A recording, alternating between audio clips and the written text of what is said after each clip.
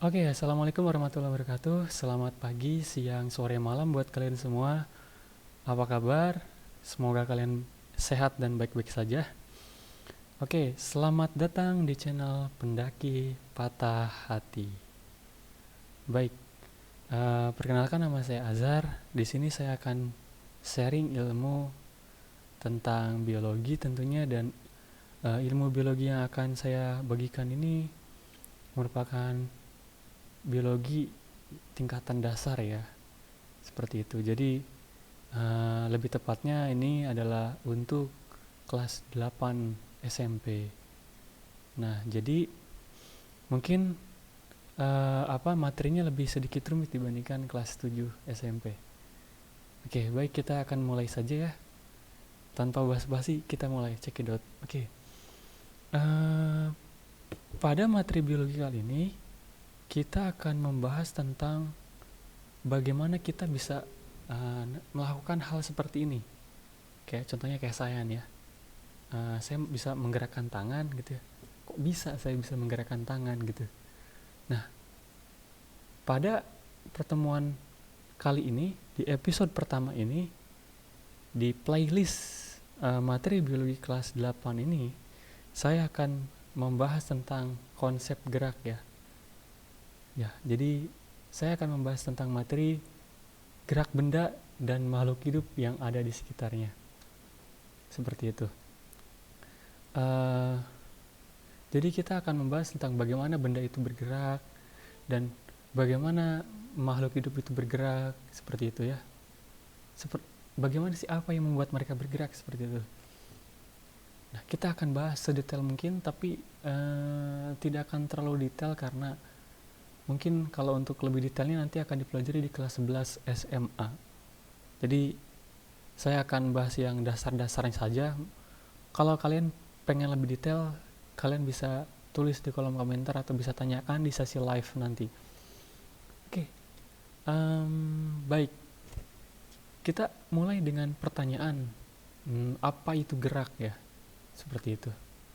Nah, di sini ada beruang ya, ada panda ini sedang bertanya-tanya nih, apa sih itu gerak? What is motion? Oke, jadi karena mungkin beberapa dari kalian ada yang tidak mengerti bahasa Indonesia, jadi saya sengaja membuat dua bahasa, jadi bilingual, sehingga bagi kalian yang tidak mengerti bahasa Indonesia, kalian bisa melihat tulisan bahasa Inggrisnya saja, seperti itu. Oke. Nah, oh ya, by the way, gambar-gambar animasi-animasi yang saya cantumkan di slide ini merupakan dari Google ya, dan mungkin memiliki hak cipta tertentu, jadi saya memohon izin kepada pembuat karya tersebut untuk dicatut di dalam video saya untuk keperluan pendidikan, seperti itu. Oke, kita akan bahas tentang konsep gerak. Apa itu gerak? Seperti itu. Jadi definisinya gerak itu adalah, gerak adalah kata kerja. Jadi gerak itu adalah kata kerja yang menunjukkan adanya perpindahan relatif suatu benda dari suatu titik ke titik lainnya. Seperti itu ya. Nah, suatu benda itu dikatakan bergerak apabila mengalami perubahan posisi dari suatu titik acuan. Contoh nih, misalnya titik acuannya dia di sini nih, ya kan? Kita pakai pen. Contohnya ada benda yang awalnya mungkin diamnya di sini, kemudian dia bergerak ke kanan ya sejauh 2 meter sampai di sini. Ya. Nah, ini adalah titik acuan, berarti ada perpindahan dari titik acuan ya ke sini sejauh 2 meter. Seperti itu ya. Nah, ini benda ini dikatakan sebagai benda ini dikatakan bergerak karena dia berubah dari suatu titik acuan. Seperti itu. Nah, tapi bagaimana jika benda ini dari sini awalnya ke sini ya, ke sini, kemudian ke sini lagi. Gitu. Gitu ya. Nah, kita harus bisa membedakan konsep gerak dengan konsep perpindahan. Jadi benda ini bergerak, dia bergerak dari sini, dari titik 1 ke titik 2, kemudian ke titik 1 lagi, itu sini, bergerak lagi ke sini. Nah, benda ini dia bergerak, tapi tidak mengalami perpindahan. Jadi bedakan ya antara gerak dengan perpindahan. Jadi dia bergerak tapi tidak mengalami perpindahan. Artinya dia bergerak ke sini terus bergerak lagi ke titik semula. Seperti itu. Bisa dikatakan seperti itu. Nah, sama seperti kalau ini beda ya. Dia dari sini ke sini dia tidak balik lagi. Artinya dia bergerak dan berpindah. Dia mengalami pergerakan dan dia mengalami perpindahan. Seperti itu ya. Beda ya antara konsep gerak dan perpindahan. Mungkin lebih detailnya nanti akan dijelaskan di fisika ya. Nah, sekarang kalau benda itu kan bergerak karena ada gaya ya yang bekerja pada benda tersebut. Gaya itu bisa berupa dorongan, tarikan, tandangan. Itu merupakan gaya seperti itu. Ya. Misalnya tamparan atau apapun itu ya, cubitan atau sentilan gitu, itu merupakan sebuah gaya. Jadi benda itu tidak bisa bergerak dengan sendiri, dia butuh gaya, seperti itu ya. Nah, contohnya bola bisa bergerak karena ada gaya yang bekerja pada bola tersebut. Nah, seperti ini ya, bola bisa bergerak karena ada gaya dari sini nih yang mendorong, yang menendang bola tersebut, seperti itu ya, seperti itu.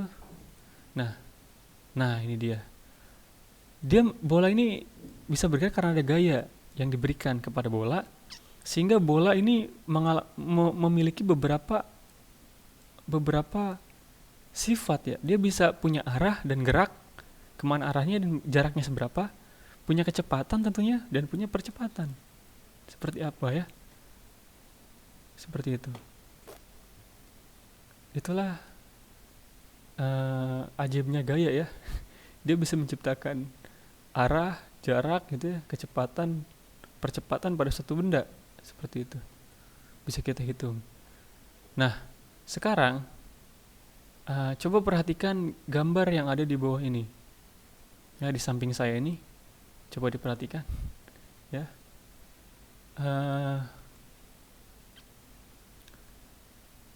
Kalau tadi benda bisa bergerak karena harus didorong atau harus ada gaya yang bekerja pada mereka, nah bagaimana hewan-hewan ini atau manusia atau makhluk hidup ini bisa bergerak? Apakah mungkin ada yang mendorong mereka dari belakang mungkin? Ada tenaga dalam mungkin yang mendorong sehingga mereka bisa bergerak? Atau mungkin karena ada Allah yang menggerakkan atau gimana gitu? Ada yang bisa jawab? Ya, tentu saja kita akan mempelajari tentang bagaimana makhluk hidup itu bisa bergerak ya. Nah, sekarang kita akan bahas ke makhluk hidup. Kalau tadi kan kita bahas benda ya, kita tadi kayaknya bahasnya terlalu fisika gitu. Nah, sekarang kita mulai ke biologinya gitu. Bagaimana makhluk hidup itu dapat bergerak seperti itu. Nah, karena ini dia, kita lihat ini ada sedikit percakapan ya.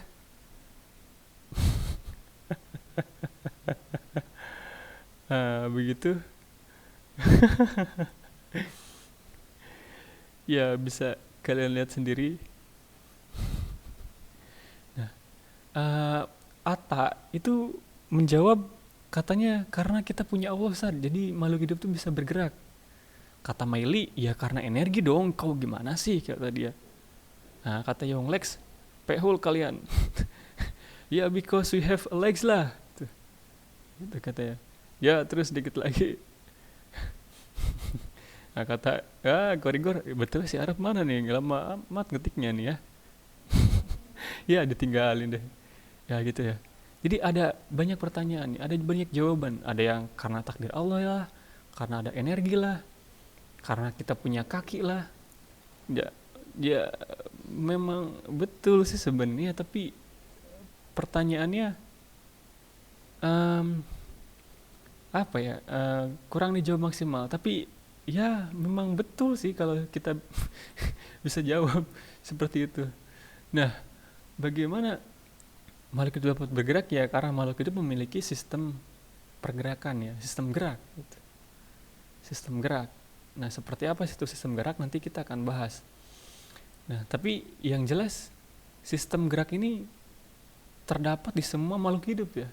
Contohnya kalau di hewan nih, contohnya di manusia ya, ada sistem rangka berupa skeleton ya, ada otot, ada sistem saraf. Nah ini dia, inilah ya sistem inilah yang membuat kita bisa bergerak gitu sebagai makhluk hidup.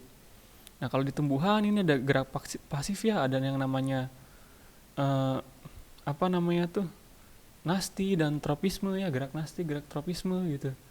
Ada gerak internal gitu, di sitosol dan segala macam. Ini gerak-gerak yang tumbuhan juga bisa bergerak gitu. Seperti itu ya. Kalau kalian tidak percaya tumbuhan itu bisa bergerak, kalian tahu tumbuhan putri malu kan? Nah, kalau disentuh dia bergerak kan? Nah, itu seperti itu. Itu adalah salah satu contoh gerak dari tumbuhan. Sebenarnya masih ada banyak jenis geraknya.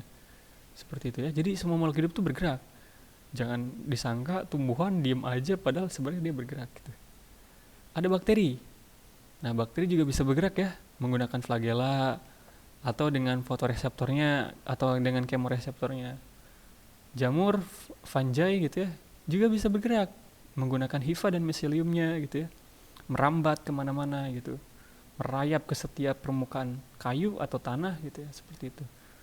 Atau selnya atau sel apa namanya tuh ya, sporanya dia juga, ada juga yang bisa bergerak ya, memiliki flagel. Contohnya di film Oomycota ya, sporanya pakai flagel. Nah, ini mungkin akan dibahas nanti kelas 10 ya. Nah, atau menggunakan kemoreseptor. Nah, virus belum diketahui ya alat geraknya seperti apa, karena setahu saya virus itu melayang-layang, dia tidak bisa memiliki alat gerak. Jadi di luar tubuh manusia, di luar tubuh inangnya, virus itu hanya benda mati, tapi ketika dia bisa masuk ke dalam tubuh makhluk hidup, dia akan menjadi hidup dan bisa bereplikasi ya, seperti itu ya. Nah seperti itu. Oke, kayaknya itu sebuah permulaan deh ya, untuk materi biologi pada pertemuan ini. Nanti saya akan bahas lebih dalam lagi mengenai sistem gerak ya, khususnya sistem gerak yang ada pada kita atau sistem gerak manusia ya, seperti itu. Nah, jadi minggu depan kita akan bahas sistem gerak manusia. Nah, sekarang kita saatnya kuis ya. Jadi silakan kalian cek Google Classroom kalian ya bagi santri Albina, atau bisa cek link di deskripsi di bawah video ini. Kemudian bagi masyarakat umum yang nonton video saya juga bisa ikutan kuis di link yang sudah saya sediakan di kolom deskripsi ya. Silakan diklik dan dikerjakan. Oke, waktunya sampai hari ini ya. Hari ini waktunya sampai pukul 11 malam ya. Sampai pukul 23.59. Seperti itu. Silakan dikerjakan. Itu saja mungkin yang bisa saya sampaikan untuk pertemuan pertama ini. Saya tidak akan terlalu banyak menguras pikiran kita ya, seperti itu. Jadi mungkin biar relax dulu ya, seperti itu. Jadi untuk yang pusing-pusing, untuk yang ngejelimet-jelimet, nanti akan saya keluarkan di pertemuan kedua. Oke, karena itu persiapkan dari sekarang ya. Baik, sekian dari saya. Terima kasih. Semoga ada manfaatnya. Jika kalian suka dengan video ini, jangan lupa like, komen, dan subscribe. Bagikan ke teman kalian, saudara kalian, semuanya, jika kalian merasa video ini sangat bermanfaat. Terima kasih. Wassalamualaikum warahmatullahi wabarakatuh.